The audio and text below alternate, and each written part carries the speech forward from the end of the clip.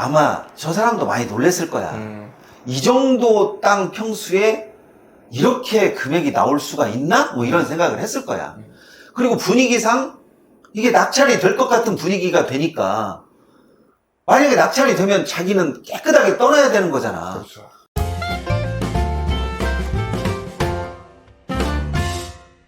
부동산 경매를 좀 오래 하다 보니까 조금 보이지 않는, 우리가 서류상에서는 볼 수 없었던 그런 속성들이 보이더라고. 대표적인 케이스가 소유자는 네. 자기가 가지고 있는 물건의 가치를 높게 봐 아니면 낮게 봐. 제 경험으로는 대부분 낮게 보더라고요. 그것을 느꼈다라고 하면 적어도 초보자 이상은 된다라는 거지. 오늘은 부동산 경매에서 전 소유자가 가지고 있는 생각이나 심리를 엿볼 수 있는 그런 물건을 하나 가지고 왔습니다. 그러니까 이제 경매를 당한 사람 얘기하는 거죠. 그렇지. 자, 그러면 오늘은 어떤 물건인지 같이 한번 보겠습니다. 2022 타경 2077 사건이고요. 소재지는 경기도 남양주시 별내동에 있는 물건입니다. 용도는 전이고요. 1306제곱미터, 한 400평 가량 되는 땅입니다. 감정가가 6억 2,800 정도 되고요. 한번 유찰돼서 4억 4천 정도까지 떨어졌는데 한번 유찰되고 기각이 됐네요. 기각이 된 사건입니다. 자, 자연 녹지 지역이고요. 400평 정도가 6억 정도니까 꽤 비싼 땅이네요. 아마 저 땅을 경매로 날리게 된, 그러니까 원소유자지. 원소유자는 저 감정금액 보고 꽤나 많이 놀랬을 것 같아. 그랬을 것 같아요. 그런데도 저 사람이 저 가격을 믿지 않았던 것 같아. 여기가 개발 제한 구역이고 제한 보호 구역이에요. 그러니까 개발하기가 사실 쉽지 않은 땅이고요. 별내동이라고 하면 제가 남양주 사니까 아는데, 그러니까 별내 신도시라고 새로 생겼어요. 그래서 이 집가가 엄청 상승하는 곳이거든요. 그래서 개발 제한 구역이라고 하더라도 인근 집가 상승으로 인해서 공시지가도 높고 또 이런 거래 금액도 상당히 높아지는 그런 땅입니다. 자, 여기를 보면 배나무가 있네요. 배나무는 1,000만 원 정도 감정이 돼서 매각에 포함되어 있고, 이런 관리사 창고는 매각 제외로 되어 있네요. 자, 사진 보니까 배나무가 꽤 굵어요. 관리를 잘했어. 네, 그리고. 나무가 실제로 경작을 하고 있는 나무처럼 보이네요. 그리고 여기가 감정평가서에 나오는 관리사. 농지인데 왜 관리사라고 표현을 했나 모르겠네요. 농막도 아니고. 그러니까 이 배나무를 따서 저쪽으로 저장도 하고 또 배나무를 관리하기 위해서 필요한 농자재를 저쪽에다가 그렇죠. 넣어놓는 예초기, 그런 용도로 썼나 봐. 예초기라든가 아니면 비료라든가 그런 그렇지. 것들, 또는 그 배나무 싸는 종이 그런 것들, 그런 부자재를 여기 관리사에 놓고 썼겠죠. 자, 그리고 배나무 앞에 또 이렇게 농지도 가지런하게 지금 사용하고 있네요. 지금도.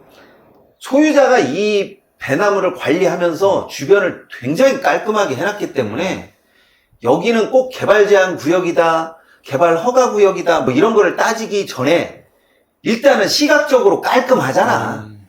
충분히 높게 낙찰될 여지가 있는 거지. 자, 이렇게 관리사 모습이 사진상에 잠깐 나오고요. 수도시설 같은 것도 어느 정도 되어 있는 것 같네요. 관리사라고는 하지만 실질적으로 별장처럼 썼을 것 같아. 그랬을 수도 있고요.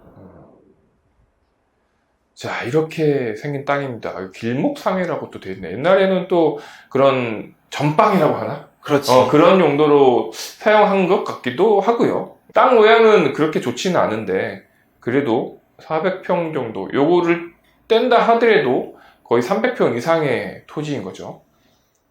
개발 제한 구역이라고 해가지고 무조건 개발이 안 되는 것은 아니야. 그렇죠. 그런데 일반적인 사람들 시각으로 보면 개발 제한 구역에서는 어떠한 건축물도 올라가지를 못하는 것이고 어떠한 행위도 하면 안 된다라는 식으로 생각을 하는데, 그런 생각이 조금 깨지는 순간 땅의 가치가 달리 보이거든. 그렇죠. 아마 저 원 소유자도 경매에 나오고 많은 사람들이 찾아오다 보니까 아마 조금 다르게 생각이 들어간 것 같아. 이 땅이 이 정도까지 가치가 있는 건가? 아니면 내가 이거를 관리하고 쓰는 건데 이게 과연 6억이니 5억이니 하는 이 돈에 맞나? 이 생각을 한 것 같아. 처음에는 저 채권 금액인 2억 3천? 뭐 이 정도 되는 금액이 되게 크게 보였는데 땅 가치를 보고 한꺼번에 날리려고 하다 보니까 이제는 2억 3천이 별로 그렇게 크게 안 보이는 거지. 그럴 수도 있죠. 그리고 경매 나온 사람 심리가 이런 땅 뭐 하려고 하지? 이런 생각을 해. 그러다 보니까 원 소유자는 나중에 정말로 자기가 활용 가치를 잃어버렸을 때는 되게 크게 느끼지만 경매에 나왔을 때는 자신이 소유하고 있는 물건의 가치를 제대로 보지를 못해. 그렇죠. 그래서 날아가는 경우가 꽤나 높죠. 그렇죠. 그 기존 소유자는 자기가 쓰는 용도밖에 생각을 못 하는데 그 외부에서 바라보고 있는 특히 투자자 같은 경우에는 또 다양한 생각을 가지고 그 물건을 보거든요. 그렇지. 그러니까 이분은 지금까지 자기가 배나무로 농사를 짓고 있었으니까 그 용도밖에 쓸 수 없다고 판단을 했지만 우리 투자자들 입장에서는 충분히 다른 용도로 쓸 수 있는 그런 것들이 보일 수도 있다는 얘기죠. 그렇지. 배나무 만약에 하게 된다 그러면 저 땅의 가치가 한 6억이나 5억이나 뭐 이렇게 되는데 배나무 50주로 그러면 뭐 얼마나 수익을 얻어. 그렇죠. 농사적인 관점이 아니라 다른 관점으로 보게 되니까 저 땅의 가치가 저렇게 몇억 이상의 가치가 나오는 거지. 원 소유자 관점으로 놓게 보면 얼마나 하겠어. 그래서 일반적으로 경매 원 소유자는 우리가 현장 가면 꼭 하는 말 있잖아. 이거 얼마나 봐? 아니면 이거 나 아니면 누구 쓸 사람 없을 텐데? 이런 이야기 굉장히 많이 듣거든요. 근데 그런 말에 현혹될 필요가 없어요. 투자자는 자신이 생각하는 물건의 가치로만 평가를 할 뿐이지 이 원소유자 이야기를 들어서 무슨 득이 있겠어. 물론 선별해서 들을 수 있는 말은 듣겠지만 그 말에 좌지우지 되는 투자자가 얼마나 있겠어. 그렇죠. 그리고 제가 남양주 살잖아요. 이 동네에 이쪽 길 따라 조금만 위로 올라가 보면 계곡이 있습니다. 계곡을 이 남양주시에서 되게 깔끔하게 정비를 했어요, 이번에. 원래는 이 계곡에 그 뭐 백숙집하고 뭐 이런 보신탕집이나 이런 거, 또 뭐 불법적으로 계곡에 천막 이렇게 쳐놓고 영업하고 그런 게 있었잖아요. 평상장사? 네, 평상장사 하는 거. 그거를 예전에 그 경기도지사 했던 분이 싹 철거하고 새로 정비하는 그걸 한번 했었잖아요. 여기가 그렇게 정비가 된 곳이에요. 그래서 여기는 남양주시에서 운영하는 되게 깔끔한 계곡으로 지금 변해 있거든요. 바로 인근이에요.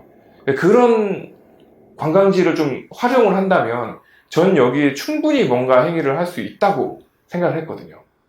그렇지. 그러니까 이런 것들이 바로 소유자가 생각하는 거하고 일반 투자자들, 외부에서 바라보고 있는 사람 투자자하고 생각이 좀 다르다는 거죠. 아마 저 사람도 많이 놀랬을 거야. 이 정도 땅 평수에 이렇게 금액이 나올 수가 있나? 뭐 이런 생각을 했을 거야. 그리고 분위기상 이게 낙찰이 될 것 같은 분위기가 되니까 만약에 낙찰이 되면 자기는 깨끗하게 떠나야 되는 거잖아. 그렇죠. 배나무도 매각에 포함되는 거니까. 그렇죠. 뭐 관리사 저거 주장해봤자 얼마나 주장하겠어. 주장해봐야 뭐 부시고 가세요 그러면 돈 내고 부시고 가야 되는데. 그렇지. 계속 버텨봤자 또 지료만 줘야 되는 거고.